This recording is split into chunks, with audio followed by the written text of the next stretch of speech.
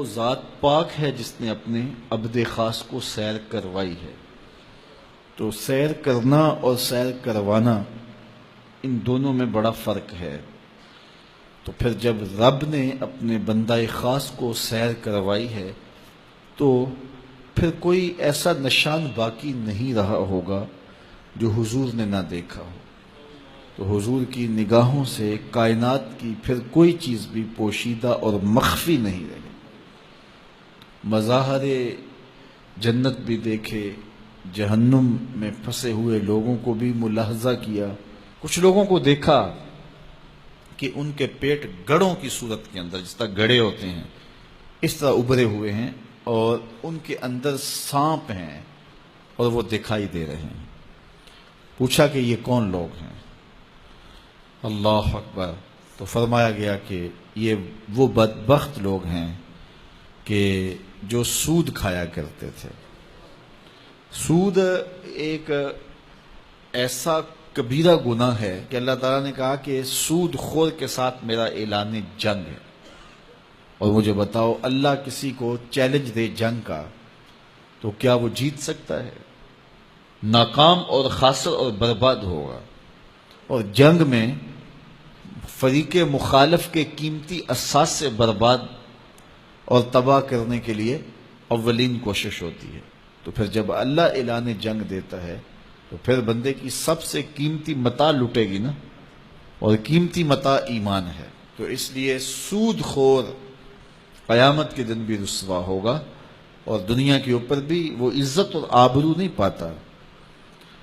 وقتی طور پہ مال سود سے کثرت تو پیدا ہو جاتی ہے، لیکن کثرت اور چیز ہے، برکت اور چیز ہے۔ ہم کثرت کے پیچھے بھاگتے ہیں اور برکت کو بھول جاتے ہیں۔ تو اصل چیز برکت ہے، کثرت نہیں ہے۔ اور دوسرا، سود کا آخری انجام بربادی ہے۔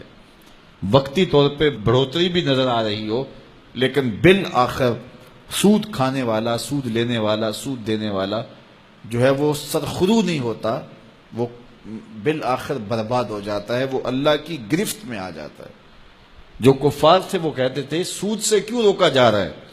یہ بھی تو مثل بے ہے، جس طرح خرید و فروخت کی جاتی ہے، کاروبار کیا جاتا ہے، پیسے انویسٹ کیے جاتے ہیں، تو یہاں بھی تو پیسے لگائے جاتے ہیں۔ اب اللہ تعالیٰ اگر چاہتا تو سود کی مذمت میں اس طرح کلام فرماتا کہ انبار لگ جاتے دلائل کے، لیکن اللہ نے یہاں اپنی حاکمیت کا اعلان کیا۔ اللہ فرماتا ہے دونوں برابر نہیں ہیں۔ کیوں نہیں ہے؟ دلیل کیا ہے؟ تمہارا رب ایک کو حلال قرار دیتا ہے، ایک کو حرام قرار دیتا ہے۔ جب تمہارا رب برابر نہیں کہہ رہا تو برابر کیسے ہو سکتا ہے؟ یہاں کسی دلیل کی ضرورت نہیں ہے۔ تمہارا رب اس کو کہتا ہے برا ہے تو تمہارے رب کا کہنا ہی کافی دلیل ہے۔ تو یہ حاکمیت کا اعلان ہے۔ اب اگر کوئی چیلنج کرتا ہے اس کی حاکمیت کو اور اس کے باوجود سودی کاروبار کو جاری رکھتا ہے تو اللہ فرماتا ہے میں اس کو جنگ کا چیلنج دیتا ہوں۔ اور اتنا کبھی جرم ہے، سیدنا ابو ہریرہ رضی اللہ تعالی عنہ سے مروی ایک روایت سنی ہے، روح تک کانپ جاتی ہے۔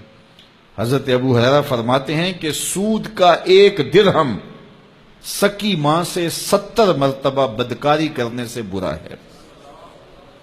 اگر کسی کو یہ حدیث سنا دی جائے یا وہ سن لے اور اس کو یقین ہو کہ یہ حضور کا فرمان ہے، تو میرا خیال ہے کہ کبھی ہو ہی نہیں سکتا کہ وہ ایک لمحہ بھی سودی کاروبار جاری رکھ سکے۔ تو یہ اتنا برا عمل ہے، اتنا برا فعل ہے، اور ہمارے معاشرے کے اندر مروج ہے، رائج ہے۔ قرب قیامت کے فتنوں میں سے بتایا گیا کہ سود کا دھواں لوگوں تک ضرور پہنچے گا۔ تو اس لیے اپنے رزق کو، اپنے مال کو سود سے پاک کیجئے اور پاکیزہ رزق کمانے کھانے کا اہتمام کیجئے۔ اسی میں اللہ کی رضا ہے۔ کثرت کچھ نہیں ہے، برکت ہے۔ رازق اللہ ہے، اس نے رزق جو لکھا ہے، مقسوم ہے، وہ ہمیں ملے گا۔ اس کو ذریعہ حرام سے نہ کمائے، اسی مقسوم کو ذریعہ حلال سے کمائیں۔ دیکھو جو قسمت میں ہے وہ مل کے رہے گا۔ اب ہمارا انتخاب ہے کہ اس مقسوم کو ہم حاصل کس ذریعے سے کرتے ہیں۔ اب ہم اگر حلال کے ذریعے سے کریں گے تو پھر بھی وہی ملے گا جو ہماری قسمت